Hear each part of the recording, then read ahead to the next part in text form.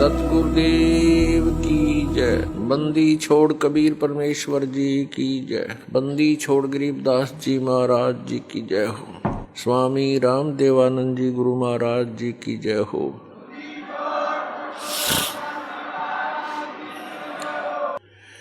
दंडवतम गोविंद गुरु बंदू अविजन सोय।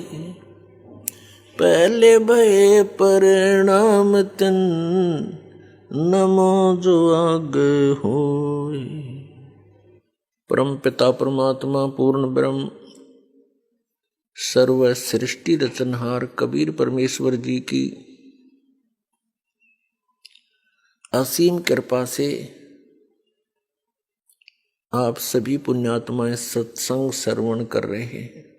परमात्मा कबीर जी हम काल जाल में फंसे हुए सभी प्राणियों के इस दुख को जानकर समझकर अपने सतलोक से चलकर के यहाँ आते हैं और हमारे अज्ञान को समाप्त करते हैं।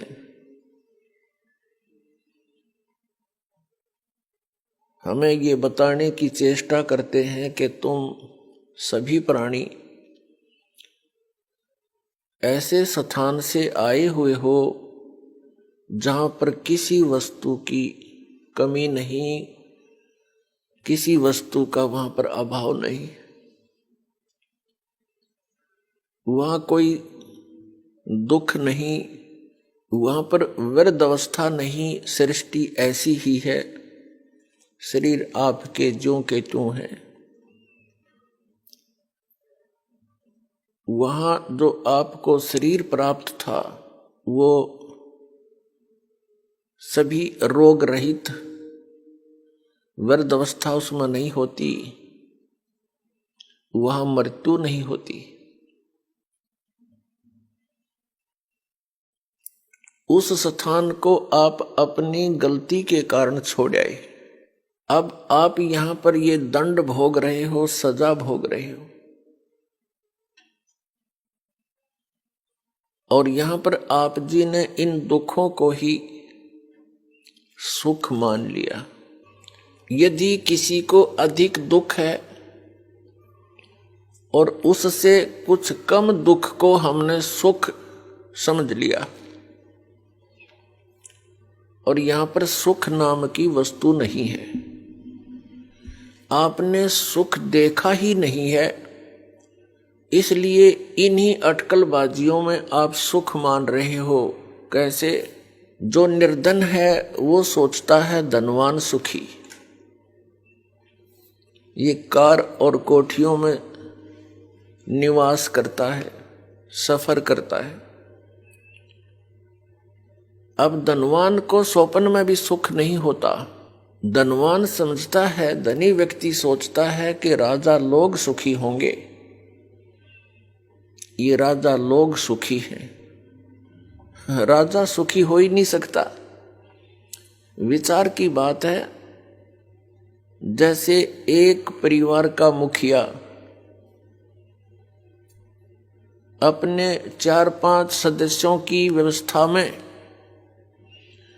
कितनी टेंशन लिए फिरता है। किसी को बीमारी है, किसी का विवाह नहीं हुआ, किसी का विवाह हो गया तो बालक नहीं, और 100 समस्याएं उसकी जान को बनी रहती हैं। राजा एक बहुत बड़े अक्षेत्र का मुखिया होता है। इससे खूब आसानी से अंदाजा लगाया जा सकता है वो कितना सुखी हो सकता है। स्वप्न में भी सुख नहीं उस व्यक्ति को जो राजा बना हुआ है। ठीक है, अपनी घूटी सूटी लाकर रात काट लेता होगा, घंटे 2 घंटे पड़ जा पी कर शराब, सुख नहीं है। हाँ, उस व्यक्ति को जो परमात्मा से जुड़ा हुआ है, कबीर परमेश्वर की भक्ति करता है, वो चाहे निर्धन है, चाहे धनवान है, चाहे राजा भी क्यों ना बना हो, वो भगवान से डरने वाला, परमात्मा उसका साथी होता है। उसके ऊपर आने वाली आपदाओं को तुरंत निवारण करता है, क्योंकि कबीर परमात्मा वो सुख सागर है जो अपने बच्चों का दुख देख नहीं सकते। और जब तक हम इस परमेश्वर की शरण में नहीं आते हैं तो हम अन्य उपासनाएं जो करते हैं वो हमें अपने प्रारब्ध में आने वाली आपदाओं से नहीं बचा सकते। उन साधनाओं से आपको अन्य लाभ तो हो सकते हैं, लेकिन आपके कर्म के दंड में वो परिवर्तन नहीं कर सकते।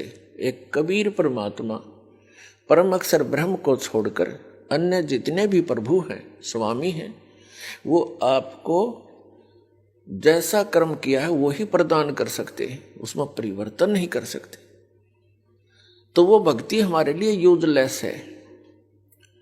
हमारे प्रारब्ध में, हमारे संस्कार में, पुण्यों में, इस जीवन के सफर में कोई ऐसा भयंकर घटना, दुर्घटना हो और वो टले नहीं,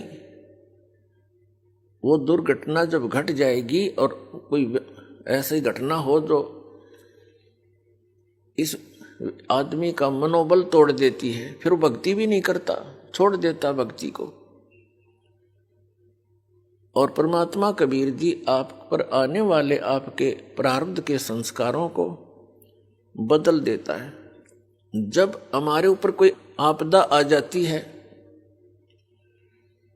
और हमें पता है कि इसका कोई निवारण इस पृथ्वी पर नहीं है, और फिर वो ठीक हो जाता है, उसका समाधान हो जाता है इस भक्ति से, तो हमारी आस्था भगवान में दृढ़ होती है और तभी हम भक्ति कर सकते हैं।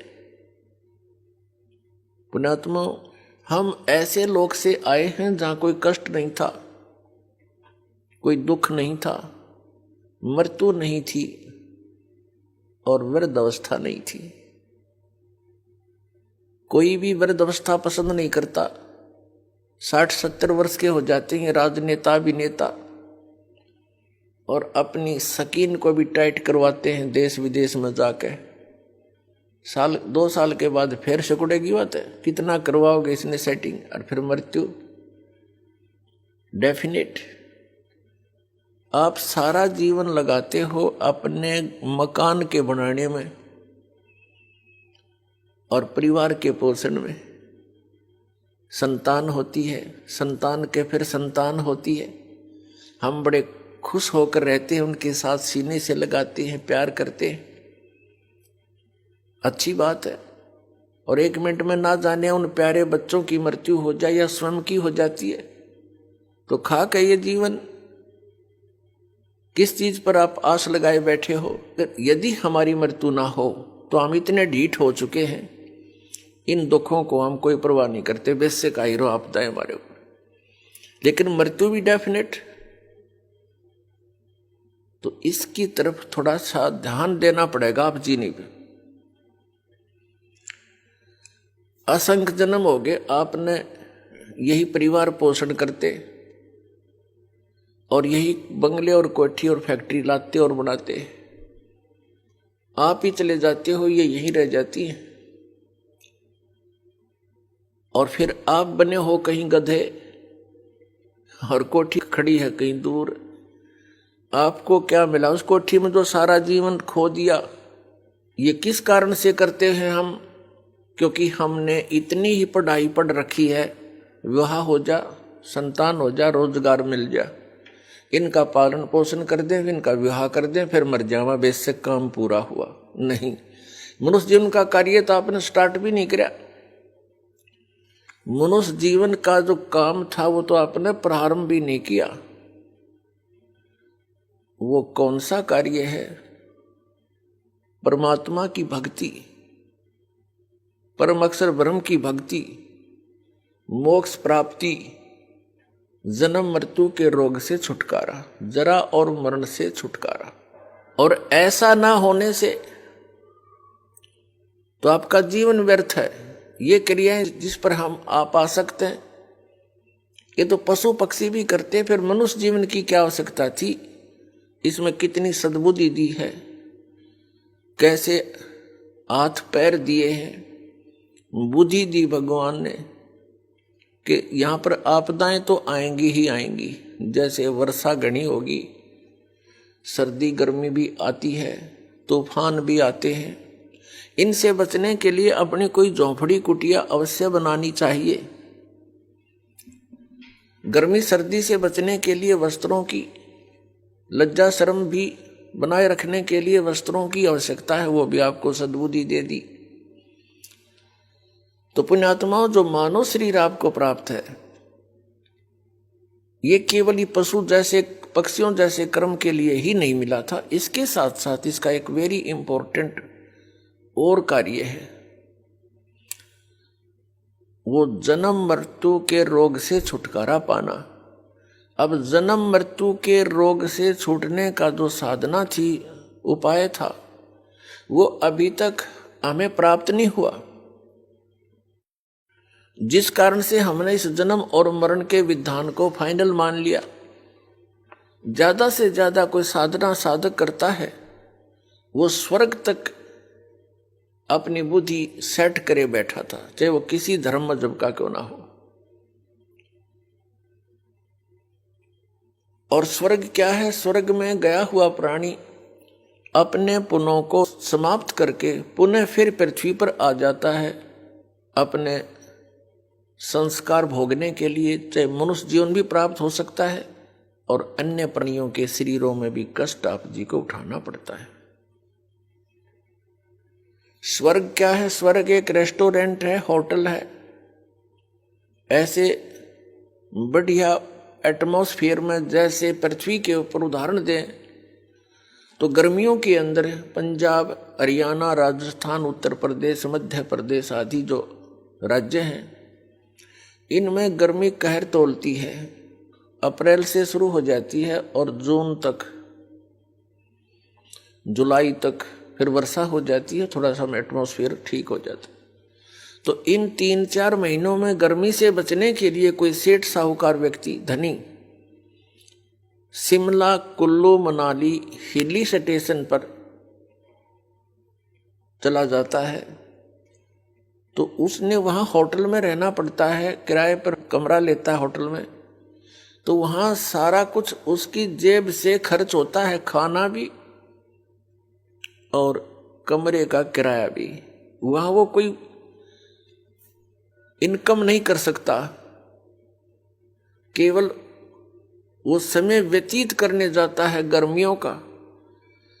और 20, 30, 50 हजार, 1 लाख रुपया आजकल 3-4 महीनों में करके खराब, और फिर वापस उसी कर्म क्षेत्र में आना पड़ता है।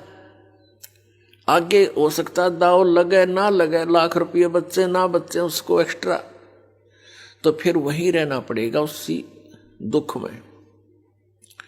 ठीक इसी प्रकार जो साधनाएं पुण्य प्राणी करते हैं, परमेश्वर कबीर जी की सत साधना के अतिरिक्त वो केवल स्वर्ग तक ही पहुंचते हैं और उस स्वर्ग रूपी होटल में अपनी पुण्यों की पूंजी का नाश करके वह पुनः फिर पृथ्वी पर आ जाते हैं।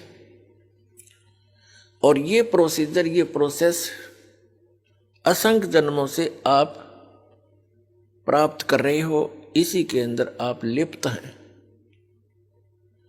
पहले तो इस मार्ग को बताने वाला हमें मिला नहीं कि इस स्वर्ग से भी आगे कोई ऐसा स्थान है जिसकी प्राप्ति होने के उपरांत प्राणी पुनः पृथ्वी पर नहीं आता, उसका जन्म मृत्यु कभी नहीं होता और वो सदा के लिए सुखी हो जाता है। वहां एक और स्थान है, अभी तक जैसे उस स्थान को सतलोक कहते हैं, अमरलोक भी कहते हैं हमारी संत भाषा में। उस परमेश्वर ने जो वहां का मालिक है, हम सबका कंट्रोलर है, सबका जनक है, सबका परमात्मा है कबीर जी, उसने स्वयं आकर के उस स्थान की जानकारी हमें दी है कि तुम यहां के रहने वाले नहीं हो और आप यहां केवल अपनी यातनाएं भोग रहे हो इस पृथ्वी पर। आप सतलोक के वासी हो, वहां रहा करते थे, आपके सारे मकान जो के तो वहां पर विद्यमान है। बहुत सुंदर मकान है वहाँ पर, सारी व्यवस्था वहाँ पर आपकी बनी हुई है। बड़े सुंदर पार्क हैं, फलदार वृक्ष आपके महलों में लगे हुए हैं, आसपास आपके आंगन में बहुत बढ़िया सुंदर आपके वहाँ मकान है। उस व्यवस्था से हम पहले परिचित थे, वो आज भी आत्मा में घर किए हुए, उसी की नकल हम यहाँ इस डुप्लीकेट लोक में कर रहे हैं।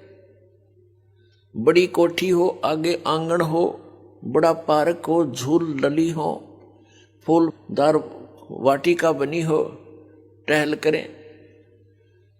तो पुण्यात्माओं यह कोशिश भी करते हैं, बगीची हो, आंगन हो, बड़े सेठ लोग, बड़े अफसर यही चाहते हैं। चाहते तो सभी हैं, लेकिन उनका दाव लग जाता है या नकली अरेंजमेंट करने की। लेकिन यहाँ सुख नाम की वस्तु नहीं। टहल रहा वाटिका में और टेंशन है उसके दिमाग में, पता नहीं कहाँ घूम रहा, वाटिका के भ्रमण का आनंद भी नहीं ले पाती यहाँ पर। तो परमात्मा ने बताया कि वहाँ एक और स्थान है, उसने उस परमेश्वर ने स्वयं आकर बताया आपको। और वो चारों युगों में हमारे पीछे पड़े हुए हैं कि तुम गलत साधना कर रहे हो, तुम गलत लोक में रह रहे हो। जिनको तुम परमात्मा मानकर पूज रहे हो, ये परमात्मा नहीं है। परमात्मा का तुम्हें ज्ञान भी नहीं है। लेकिन सतयुग त्रेता द्वापर में हम दुखी नहीं थे। पुण्यकर्मी प्राणियों के जन्म होते हैं, वो जो भी साधना कर रहे होते हैं, कैसी भी कर रहे हैं, फिर भी वो सुखी होते हैं। और वो समझ बैठे होते हैं कि हम जो पूजाएं भगवान की कर रहे हैं, इसी से हमें ये लाभ हो रहा है। तो उस समय परमात्मा आते भी हैं। ये ज्ञान जो आज दास आपको रूबरू कर रहा है, यही ज्ञान उन्हीं का दिया हुआ, कबीर परमात्मा का, उस परम अक्षर ब्रह्म का, सत्य पुरुष का। तो उस समय हम नहीं सुनते उनकी इस बात को, क्योंकि हम सभी पुण्यकर्मी प्राणी सतयुग त्रेता द्वापर तक जन्म लेते रहते हैं। और हमारे पूर्व संस्कार से हम स्वस्थ भी होते हैं, सब सुविधाएं भी उपलब्ध होती हैं, बच्चे भी स्वस्थ होते हैं, दीर्घायु होती है। तो हम ये भूल कर बैठते हैं कि जो साधना हम कर रहे हैं, इनसे हमें सब सुख उपलब्ध है। अध्यात्म ज्ञान के अभाव से, तत्व ज्ञान की कमी से हम इतना सोच लेते हैं। हम भूल जाते हैं कि जो भी आपको प्राप्त है, ये आपके पूर्व जन्मों का ही आपको प्राप्त है।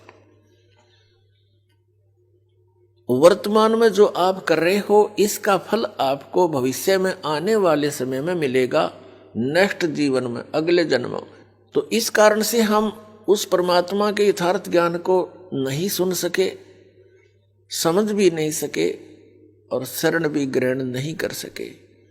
ये दुर्भाग्य रहा हमारा। बड़े पुण्य भी किए, साधनाएं भी की, वेदों अनुसार भक्ति भी की, लेकिन परमात्मा प्राप्ति नहीं हुई और न ही स्थायी स्थान मिला। हम जन्मते रहे, मरते रहे। इस दीर्घ रोग से हम असंख्य जन्मों से ग्रस्त हैं।